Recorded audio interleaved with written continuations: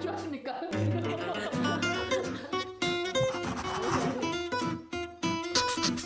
너한테 고백을 할게 뭐 이게 아니라 그냥 그런 이야기들이 절로 나오는 사람들이 그렇다 보면은 대화가 재밌어지잖아요.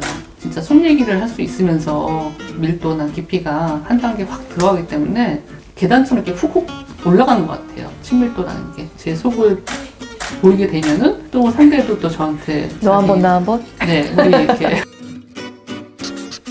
저는 항상 이제 똑똑하고 똑 부러지고 그런 면만을 알고 있었는데 직접 만나고 보니까 똑똑하지 않은 모습도 되게 감정적이고 치기 어린 태도 같은 것도 가끔 보이기도 하고 양면의 전부를 가진 모습을 좀 존경하는 마음도 사실은 좀 가지고 있고.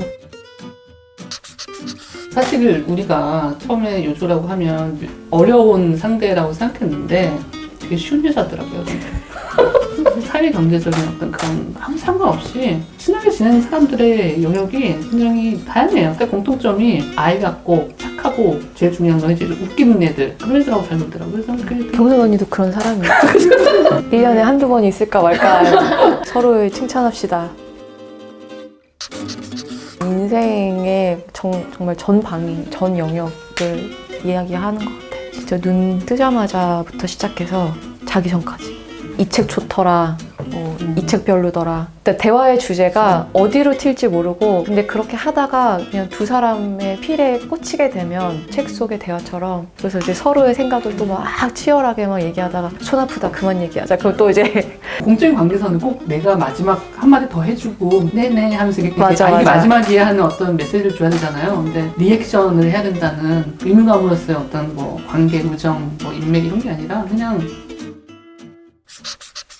페미니즘이 조금씩 공론화가 되면서 저도 내가 했던 생각들, 내가 느꼈던 불편함들, 뭐 이질감들이 사실은 다 이래서였구나라고 하는 개념화도 분명하게 됐던 것 같고 더 중요한 것은 사람들이 자기 이야기, 이것은 문제이다, 이것은 잘못이다라고 조금씩 한마디씩 거들어 오면서 단단하게 해준 어떤 그 지지 때문에 저도 홍대 여신이라는 수식어가 불편하고 이것도 하나의 여성 혐오이다라고 말할 수 있는 토대가 된 거라고 생각하고요. 옛날에는 제가 그렇게 얘기하면은 욕먹었거든요. 예쁘다고 칭찬한 것인데 왜 불편하다고 하냐. 지금은 얘기하면 제가 무슨 얘기를 하는 것인지 어느 정도 납득하는 사람들이 많아진 세계가 된 거잖아요. 그게 정말 너무 고무적이고 더 많은 얘기를 꺼낼 수 있는 그런 사회가 되어야 된다고 생각하고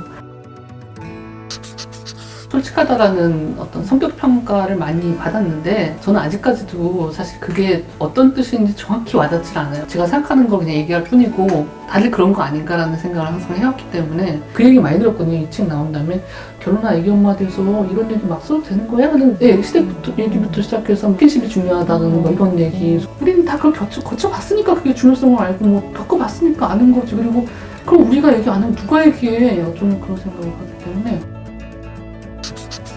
문장마다 물결문으로 끝나거나 뭐 쎄합니다는 거. 그러니까 우리에 대해서 막 칭찬을 엄청 하는데 사실은 우리에 대해서 잘 모른다는 게 딱 느껴질 때 물결문이 안 된다.